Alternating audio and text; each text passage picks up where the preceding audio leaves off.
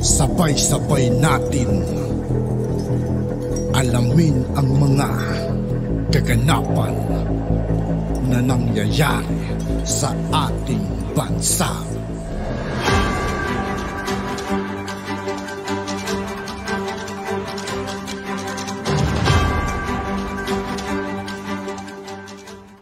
Yo, what's up mga kaibigan? This is I2K po again. Ngayon nandito naman ulit tayo sa channel ni Banat News Updates. Dito naman ulit tayo magbibigay ng komento at reaksyon. Kaya samahan nyo ako guys. Let's go! Sara, hindi naman kayo nagsosorry. Ang purpose nyo lang umatake kasi. Baka maniwala yung tao. Mabuti na lang ang mamamayang Pilipino. Hindi nyo na napapaniwala.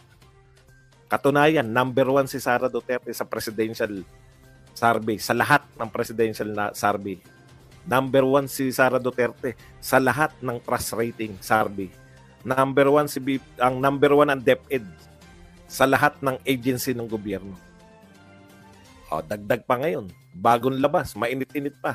Number 1 na naman po si Pangulong Duterte sa senatorial survey ng Tanghire. Yan yung sinasabi ko sa inyo. Ano yung sinasabi nyo laos na yung mga Duterte? Bakit kayo kinakabahan na meron silang prayer rally dito sa Cebu? Hindi na po Davao to. Baka sabihin nyo, Davao yan. Kaya ano? Alam nyo po, pinanunood ko yung taga Tanghire, yung pinuno ng Tanghire. Pinapaliwanag niya kung bakit yung break-up talaga ngayon, no? Kitang-kita na po yung break-up ng Uniteam at naapektuhan po yung mga baluarte nila. Sabi po, 25% ng boto ng mga Pilipino galing po sa North Luzon at saka sa Central Luzon. 25%. Kaya bumaba po yung rating ni BP Sara. Bakit? Bumaba siya sa North Luzon at Central Luzon. Pero ang malupit po nito, 45% ng boto ng mga Pilipino galing po sa Visayas at Mindanao. At ang laki po ng binaba ni BBM sa Visayas at Mindanao. Iyan ang katotohanan. Kaya po, sabi ko nga, may nagtanong nung isang araw, kakayanin ba ni BP Sara na mag-32 million? Maaring hindi. Pero yung panalo niya, kasi 45% pala yung Visayas at Mindanao. Bibiyak lang siya ng konti sa NCR. Bibiyak lang ng konti sa Luzon.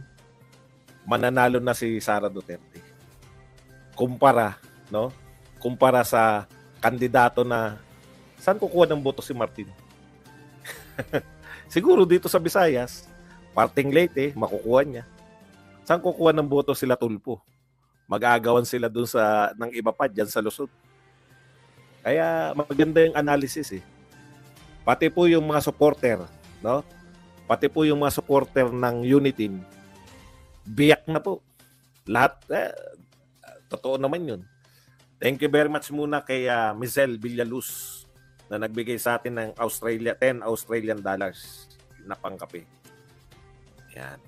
Maraming salamat sa iyo, Mizel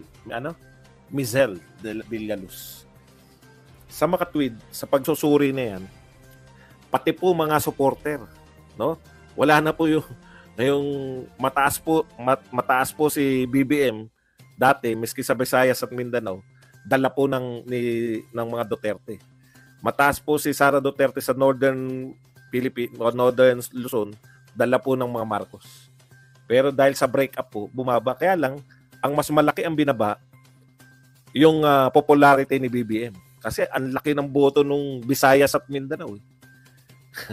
Yun yung nakakatakot dun. Kaya yung sinasabi nila na natatakot daw si Sara Duterte na hindi endorse ni PBBM. Kalokohan po yan.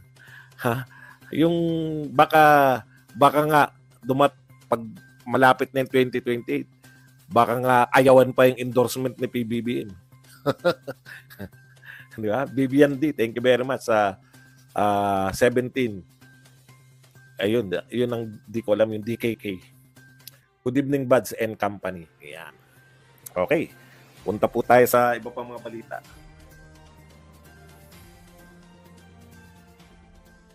Trust rating, tapos na tayo. Inimbitahan si Sara Duterte. Alam mo, palpaka, imbitahan mo sa Kongreso, tsaka wala naman kayong kahihiyan. Co-equal branch of, akala nyo ba sa Vice President, mas mataas kayo kung imbitahan nyo lang? Hindi po ganun ang sitwasyon. Pangalawa po sa pinakamataas yan. Masyado mong minamaliit si Sara Duterte, Franz Castro eh. Ito po, kalat na kalat po ito ngayon sa Twitter. Hanggang Twitter lang naman. Inilarawan, ito po, Marcos is a blessing, sabi ni De Lima. Galit na galit po kay De Lima yung mga hardcore na mga, marami pa rin po sa mga dilawan yung anti-Marcos no? Galit na po kay De Lima. Kasi, putya, spokesperson ka ng Liberal Party. Kung puri-purihin. Ngayon, alam niyo na po, no? Kung paano, bakit po napalaya si De Lima. Para maging, Danis Kroner. Thank you very much. Danis Kroner pala yun. Bibian. Okay. Inilarawan ni dating Senador Laila De Lima nitong Huwebes, Pebrero 22 sa forum ng Foreign Correspondents Association of the Philippines. Ito po yung mga foreign reporters na nasa Pilipinas nakabase. Bilang isang breathing room mula sa nakakabahalang pamamahala ni dating Pangulong Duterte. Grabe to si De Lima, no? Alam mo, De Lima, isa ka sa mga taong tumututol na mapalibing. Nung sinabi ni Pangulong Duterte na ipapalibing niya si yumaong Pangulong Marcos, isa ka sa mahigpit na tumutol. No? Isa ka sa mga tumututol nung panahon na yun. Galit na galit kayo sa tatay ni PBBM. Ang nagagawa nga naman ng mga pabor, no? Napaboran, napalaya. Ngayon, iba na tono. Alam niyo po yun, yung wala pong anong tawag dyan? Walang prinsipyo talaga. No? Yung mga taong andali po nilang bumaliktad, no? Kawawa po yung mga paniwala nitong mga tunon. Ang dami po sigurong mga nagsimula na mga kakampi nila na namundok, di ba? Dahil sa anti-Marcos. Yung anti-Marcos na tatay, marami na hikayat tong mga to na lumaban sa gobyerno. Tapos talagang napalaya ka lang, no? Grabe na. Biglang ang bango-bango na ng mga Marcos. Kaya po, tapos tanggap na tanggap po sila. Doon ka magtataka eh. Makikita mo talaga kung anong uri itong mga to eh. Tanggap na tanggap po sila, yung mga dilawan at kakamping, tanggap na tanggap po sila ng mga BBM supporters. Pero yung nagpanalo sa inyo, yung mga Duterte, tinablan nyo agad. Alam nyo kung bakit tama si BP Sara eh. Sa paliwanag niya bakit marami naninira sa kanya. Si BP Sara ang hadlang sa mga ambisyon. No? Kaya kayo, kita mo na. Isa lang ang message mo, minura mo pa ako. Grabe yung tao niyo. Ganyan po sila eh. Walang katwiran. Pwede po akong kontrahin. Pero papasok kayo rito para sabihin ako na murahin lang ako. Wala kasi kayong katwiran sa buhay. Mas gusto nyo pang kakampi yung... Tignan nyo sila, pare-pareho silang pare-pareho po silang... anong tawag dyan? Pare-pareho silang... Nakalimutan ko na tuloy sa... Mamaya, paalala nyo na lang. Okay. Biruin mo, Marcos is a blessing. Grabe. Walang prinsipyo. Pareho silang walang prinsipyo. May prinsipyo ba yung mga taong ganyan? Yung mga dilawan, grabe kayo. Ang tagal niyong binanatan, dekada niyong binanatan yung mga Marcos. No? Dahil mas galit kayo sa Duterte. Dahil yung Duterte yung yun nga, lesser evil eh. Namili sila daw ng lesser evil.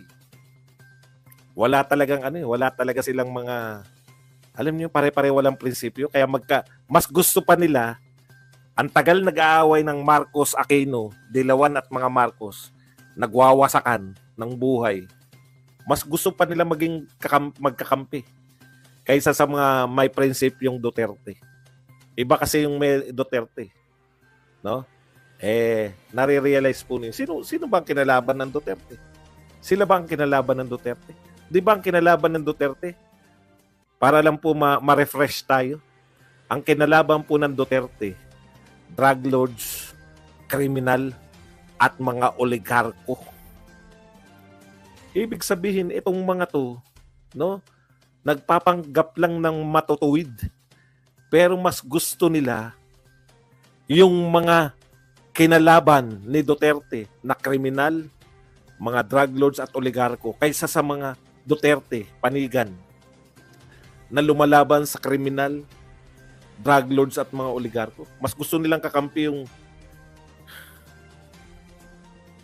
kaysa ano bang ginawa ni Duterte sa inyo? Ilang political prisoner ang ilan ang political prisoner sa panahon ni Duterte? Ilan po ang